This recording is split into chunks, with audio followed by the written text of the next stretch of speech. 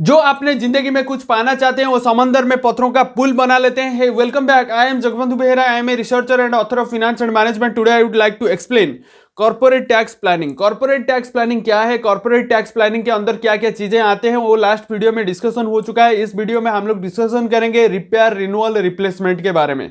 सो corporate के अंदर repair, renewal, replacement कैसे करते हैं। सो कॉर्पोरेट टैक्स प्लानिंग के अंदर आता है रिपेयर। पहला चीज होता है expenses incurred to keep the asset is usable और operating situation is known as repair. जो हम लोग ऑपरेटिंग करते हैं, जो खर्चा करते हैं, उसको यूज करने के लिए हम लोग इसको क्या कहते हैं, रिपेयर कहते हैं। कुछ मशीन आप खरीदते हैं तो इसके लिए रिपेयर जरूरत पड़ता है। सो इनकम टैक्स के अंदर भी रिपेयर जरूरत पड़ता है। So expenses incurred to keep the asset is usable to operating situation is known as repair.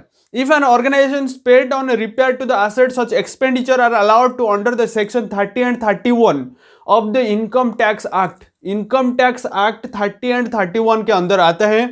सो उसको हम लोग क्या कहते हैं, रिपेयर कहते हैं। आपको मालूम हो गया रिपेयर क्या है। सो उसके बाद आता है replacement. Replacement, so when an asset is not is conditioned to use effectively for commercial purpose and either asset is replaced or any important part of the asset is replaced is known as replacement. जो आपके company के अंदर, organisation के अंदर जो चीजें हैं, जो मशीनरी हैं, उसको हम लोग क्या कहते हैं, एसेट कहते हैं। जो एसेट क्या हो जाता है, उसका कंडीशन खराब हो जाता है तो आप लोग क्या करेंगे, वो इफेक्टिव कमर्शियल वर्क नहीं कर सकता है तो उसको हम लोग क्या करेंगे, रिप्लेसमेंट करेंगे।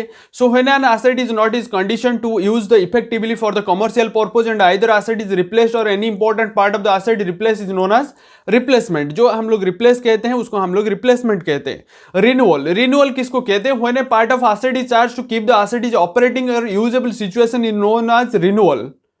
When a part of asset is charged to keep the asset in operating usable and situation is known as renewal. Section 31 and Income Tax Act not deductible directly from the income. Income से direct deductible नहीं होता है, but such expenses the depreciation will be allowed as the education under the Section 32 Companies Act. Sorry, Income Tax Act के अंदर आता है 31, 32 के अंदर renewal. उसके बाद आता है shutdown on the continue operation. Continue operation में शटडाउन क्या होता है।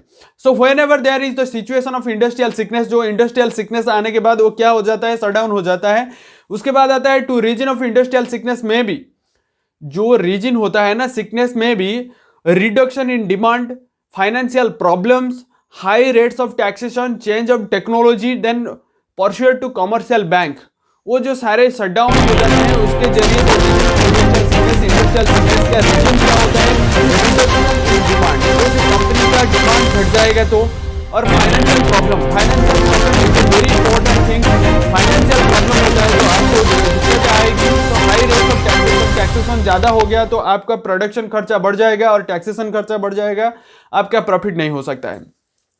सो चेंजेस ऑफ टेक्नोलॉजी, जो टेक्नोलॉजी शिफ्ट हो रहा है ना आज का जमाने में, सो चेंज ऑफ टेक्नोलॉजी होने के कारण आपका इंडस्ट्रियल सिकनेस हो सकता है।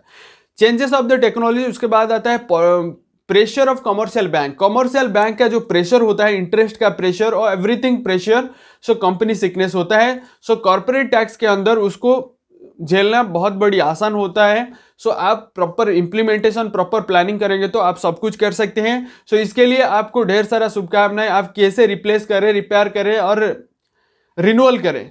इस वीडियो आपको अच्छा लगा तो प्लीज लाइक, शेयर, सब्सक्राइब जरूर करना। हमारे साथ जुड़े रहने के लिए दिल की गहराइयों से प्रेम पूर्वक नमस्कार।